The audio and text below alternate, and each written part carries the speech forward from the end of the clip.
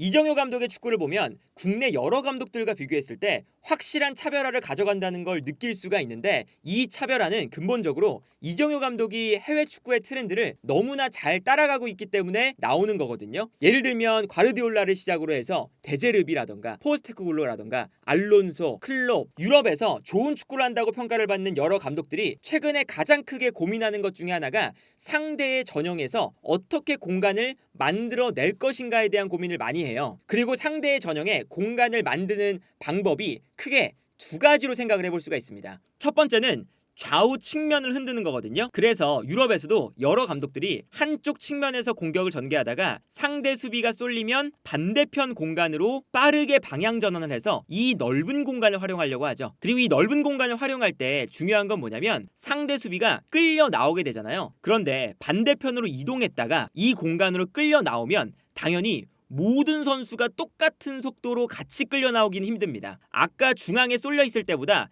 이렇게 끌려 나오는 과정을 통해서 중간중간 공간이 만들어진다는 거죠. 그래서 이정효 감독을 비롯한 여러 유럽의 감독들이 좌우 측면을 계속 전환시키면서 상대 수비가 오른쪽과 왼쪽을 왔다 갔다 하게 만들고, 그 과정에서 10명의 필드 플레이어가 한 몸이 아니잖아요. 한 명 한 명 다른 사람이기 때문에 모든 선수가 왼쪽과 오른쪽을 계속 번갈아 가면서 움직이면 당연히 그 간격이 일정하게 유지가 되기가 힘듭니다. 그래서 공격적인 팀들이 상대 수비의 공간을 만들 때 좌우 측면으로 전환을 하는 거고, 두 번째는 좌우로 상대의 전형을 흔들었다면 상하로도 상대의 전형을 흔들어줄 필요가 있겠죠. 그래서 후방 빌드업에 집중하는 감독들이 왜 후방 빌드업을 중요하게 생각하냐면 후방에서 볼을 점유하면서 상대를 끌어내는 거죠. 이 10명의 선수가 한 몸처럼 움직이기가 힘들다 보니까 앞으로 올라오는 과정에서 자연스럽게 이 중간중간에 공간이 발생하게 됩니다. 다시 역으로 올라가 주면서 이 공간을 활용하게 되는 거죠. 그리고 반대로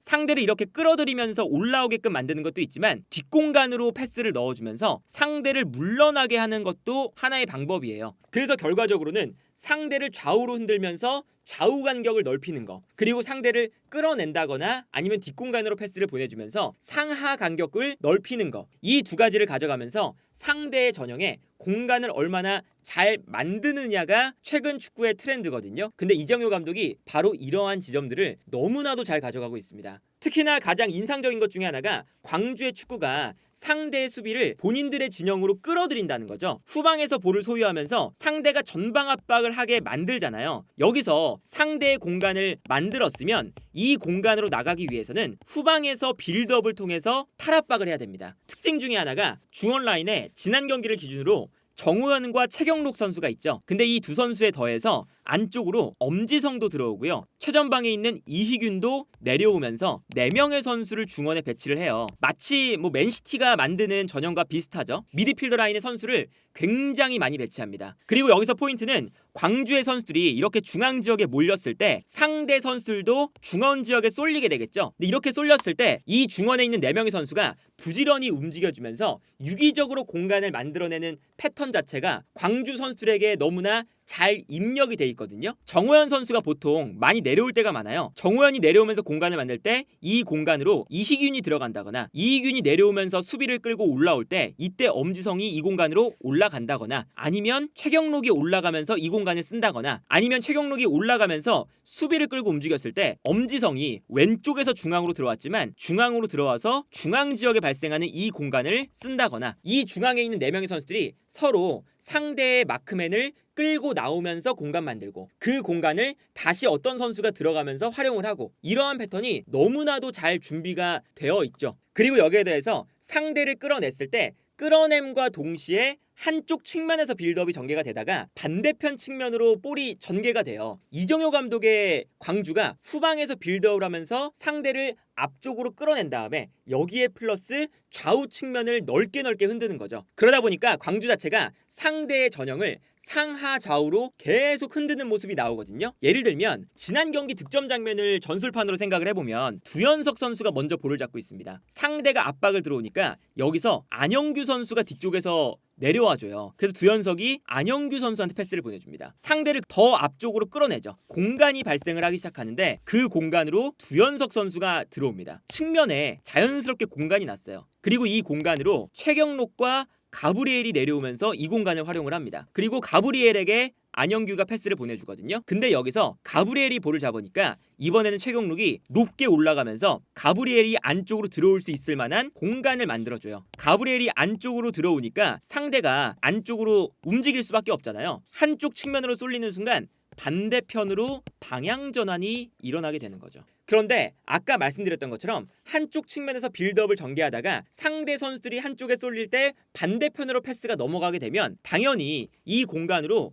다시 상대 선수들이 쏠릴 수밖에 없어요. 빠르게 이 공간을 커버하기 위해서 움직이겠죠. 이 모든 선수가 한 몸일 수는 없으니까 자연스럽게 여기서 또 측면으로 선수들이 움직일 때 공간이 중간중간 발생하기 시작합니다. 오른쪽에 있다가 왼쪽으로 넘어올 때 요 사이사이 공간들이 또 많이 발생을 하기 시작하는 거죠. 엄지성 선수가 측면으로 움직이다가 순간적으로 김진호가 볼을 끌고 올라올 때 자연스럽게 요 사이 공간으로 움직여요. 그리고 이 공간으로 이건희 또한 움직이게 되죠. 그래서 김진호가 엄지성에게 패스를 보내주거든요. 오른쪽에서 공격을 전개해서 왼쪽으로 넘어오다 보니까 상대 수비도 하나 둘씩 이 공간으로 다시 쏠리게 되죠. 다시 움직이기 시작하는데, 그런데 이번에는 왼쪽으로 넘어왔을 때 상대 수비가 이 공간으로 쏠리니까 이번에는 반대편 공간이 다시 열리게 되죠. 최경록이 뛰어들어가기 시작합니다. 그래서 상대 수비가 뒷걸음질을 치게 되죠. 그리고 이 공간이 순간적으로 넓게 나왔기 때문에 이 공간을 메우기 위해서 시선이 모두 최경록이 움직이는 공간으로 쏠리게 돼요. 뒷걸음질을 치면서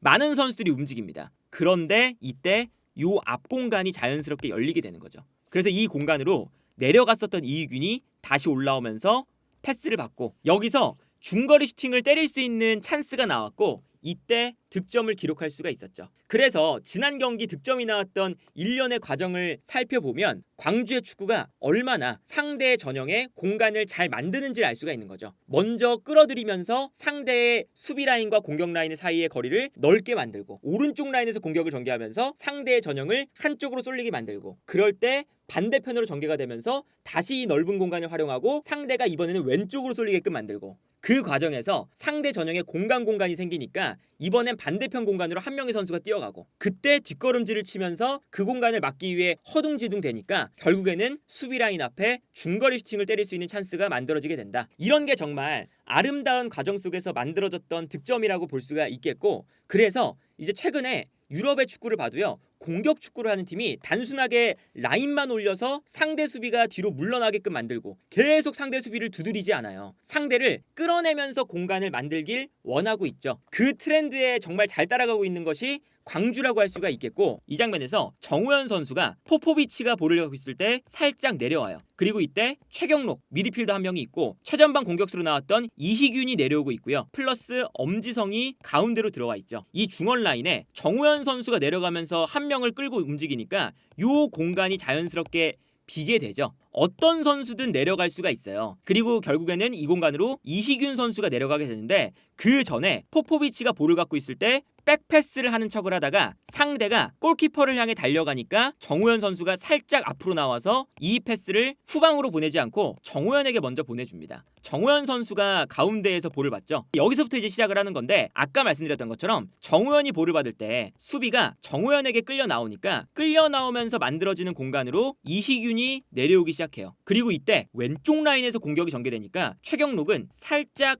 오른쪽으로 빠지면서 반대편 공간을 이미 확보를 하고 있죠. 그리고 그 순간 이희균 선수가 또다시 내려가면서 수비를 끌어냅니다. 이희균이 가운데에서 볼을 받아주고요. 수비가 이렇게 되니까 정우현에게 한 명 끌려 나가고, 그리고 이희균에게 한 명에 끌려 나가죠. 이렇게 끌어낸 다음에 끌어내면서 만들어지는 이 공간으로 패스가 들어가는데, 이 패스도 그냥 들어가는 게 아니라 반대편 공간으로 뛰어나가고 있는 최경록에게 들어가게 되는 거죠. 아까랑 거의 똑같은 장면이죠. 상대를 본인들의 진영으로 끌어내면서 한쪽 측면에서 공격을 전개하니까 끌어냄과 동시에 좌우 측면까지 흔든다. 그래서 뛰어들어가는 최경록에게 패스가 들어가고요. 최경록이 볼을 가지고 이 공간으로 뛰어나가고 있습니다. 오른쪽에서 가브리엘, 중앙에서 엄지성이 반대편으로 뛰어가면서 이번에는 수비를 오른쪽 측면으로 쏠리게끔 만들어요. 상대 수비가 한쪽으로 쏠리니까 반대편으로 이건희 선수가 돌아뛰기 시작하죠. 패스를 보내주고 이 공간에서 이건희가 결정적인 찬스를 맞이하는 이런 장면을 볼 수가 있습니다. 좌우 전환만 생각하면 왼쪽에서 시작해서 오른쪽에 최경록, 그리고 오른쪽에서 다시 수비를 쏠리게끔 만든 다음에 왼쪽으로 전개가 되는 정석과 같은 플레이거든요. 그래서 이렇게 공간을 잘 활용하는 것이 이정효 감독 축구의 가장 큰 핵심이다 라고 볼 수가 있겠고, 여기에 더해서 전술적인 디테일들도 너무너무 좋아요. 아까 말씀드렸던 것처럼 미드필더 라인에 아무래도 4-4-2를 쓰기 때문에 2명의 미드필더만 덩그러니 놓여있는 이런 상황이 발생할 수가 있는데, 그런 상황이 발생하지 않도록 엄지성과 이익윤이 내려오면서 미드필더 라인을 기본적으로 많이 만들어주고요. 여기에 더해서 방향 전환을 하게 되면 측면의 넓은 공간에서 돌파력이 좋은 선수가 존재해야 되겠죠. 그리고 그 역할을 광주에서 이번 시즌에는 가브리엘이 할 것으로 예상이 되는데, 지난 경기에서 가브리엘의 역할이 너무나도 좋았죠. 계속 이 공간으로서 밀고 들어가면서 상대 수비를 공략을 했어요. 아무래도 광주를 상대하는 입장에서 중앙에 선수가 많으니까 측면에 있는 가브리엘이 측면 공간을 넓게 쓰는 거거든요. 어떤 포인트가 있냐면, 가브리엘이 이렇게 편하게 올라갈 수 있는 건 오른쪽 라인에 있는 두연석 때문입니다. 가브리엘이 공격적으로 올라갔을 때 두연석이 오버래핑을 하면 여기서 볼이 끊겼을 때 측면 공간이 위험에 빠질 수가 있잖아요. 그렇기 때문에 두연석이 공격적으로 올라가는 게 아니라 오버래핑을 다소 자제합니다. 대신에 반대편에 있는 이 김진호 같은 경우에는 엄지성이 가운데로 들어오기 때문에 보다 공격적으로 올라오거든요. 최경록까지 공격적으로 올라갈 때가 많잖아요. 두연석이 살짝 안쪽으로 들어와요. 그러니까 이 두연석 선수가 박진섭 감독 시절 때부터 굉장히 다양한 역할을 맡았던 선수거든요. 왼쪽 측면 공격수 플러스 왼쪽 오른쪽 풀백 플러스 중앙 미드필더까지 봤던 선수예요. 그러다 보니까 이 선수가 애초에 여러 역할을 소화할 수 있는 멀티플레이어라서 이 선수의 장점을 활용을 해서 두연석이 가운데로 들어오게끔 만들고, 최경록도 올라가서 조금 더 공격적인 위치 선정을 할 수가 있고, 가브리엘도 마음 놓고 공격적으로 올라갈 수가 있는 거거든요. 그래서 이 장면을 보면 측면에서는 가브리엘이 공격적으로 올라가고 있고요. 그러면서 이 넓은 공간을 쓰고 있고, 중원에서는 최경록이 올라가서 공격에 많이 가담을 하고 있죠. 근데 이 두 선수의 밸런스를 잡아주는 게 오른쪽 풀백인 두연석 선수가 약간 안쪽으로 들어와주면서 최경록이 비워둔 뒷공간을 커버해주는 동시에 가브리엘이 올라간 이 측면 공간까지 같이 커버를 해주고 있는 거죠. 그래서 이정효 감독이 본인의 축구를 구현할 때 이 선수들의 장점을 잘 활용해서 본인의 축구에 잘 맞는 역할을 부여해준다라는 것도 이 전술적인 디테일이 너무나도 좋고요. 이정효 감독이 하나의 전술에만 또 고집하지도 않아요. 아무리 광주가 좋은 축구를 해도 후방에서 볼을 돌릴 때 상대방의 전방 압박에 막혀서 더 이상 볼을 돌릴 수 없는 상황이 생길 때가 있겠죠. 상대가 압박을 정말 잘 준비했다면 90분 내내 모든 장면에서 탈압박을 할 수는 없어요. 그렇다면 여기서 짧은 패스에 의존하지 않고 앞쪽에 키가 큰 이건희에게 한 번의 볼을 뻥 차는 경우의 수도 존재합니다. 이건희에게 볼을 건네주고 이건희가 볼을 잡은 다음에 이미 준비가 돼 있어요. 이건희가 볼을 떨어뜨려 줄 때 주변 선수들이 빠르게 올라가면서 세컨볼을 가져온다. 짧은 패스만 생각을 하고 앞으로 올라갔다가 한 번의 롱패스를 통해서 뒷공간을 허무는 이러한 장면도 광주가 심심치 않게 나오거든요. 그러니까 상대팀 입장에서는 정말 광주를 상대하기가 까다로울 수밖에 없죠. 광주가 아래 위로도 계속 흔들고 본인들의 진영으로 끌어당기고 좌우 측면도 계속 흔들면서 선수 간격을 좌우 측면으로 계속 끌어내려는 움직임도 가져가고, 압박을 하기 위해서 과감하게 올라갔을 때는 한 번에 롱패스가 나올 때도 있고, 올라가지 않자니 뒤에서 볼을 만들면서 너무나 잘 올라오고요. 그리고 정말 대단한 건 이렇게 여러 가지 패턴들을, 그리고 팀이 어떻게 움직이느냐에 따른 선수들의 여러 가지 움직임들이 광주의 모든 선수가 이 전술에 대한 이해도가 높기 때문에 롱패스를 가져갈 때는 롱패스에 맞는 움직임을 가져가고, 오른쪽에서 왼쪽으로 방향 전환을 할 때는 그것에 맞는 일사불란한 움직임들이 자연스럽게 이루어지고, 중원에 모여들어서 빌드업을 할 때는 또 그거에 맞는 선수들의 움직임이 각자 또 달라요. 그러다 보니까 이것도 사실은 이정효 감독이 모든 선수들에게 본인의 전술과 팀이 나아갈 방향에 대해서 완벽하게 이해를 시켰다는 거잖아요. 그것 자체가 정말 좋은 지도자라고 할 수가 있겠고, 지금까지 K리그에 어떤 축구를 하겠다 명확한 철학을 가지고 가져가는 감독이 없었잖아요. 그런데 이정효 감독은 정말 세계 축구의 트렌드에 맞는 방식을 K리그에 그리고 광주에 도입하면서 상대의 전형에 공간을 만들겠다라는 정확한 철학을 가지고 경기를 운영하기 때문에 국내의 여러 감독들과 궤를 달리하는 차별화가 여기서 이루어진다고 볼 수가 있겠고, 이렇게 이정효 감독의 축구가 K리그에서 좋은 모습을 보여주기 때문에 K리그 팬 입장에서는 여러 감독들이 이정효 감독에게 자극을 받고 본인만의 철학을 찾아서 전술적인 날카로움을 갈고 닦으면 K리그의 전술 싸움이라던가 K리그의 경기력이 훨씬 더 재밌어지지 않을까. 그리고 그러한 점에서 생각을 해봤을 때는 이정효 감독은 K리그의 전술적인 패러다임을 완벽하게 바꾸고 있는 감독이 아닐까 싶네요.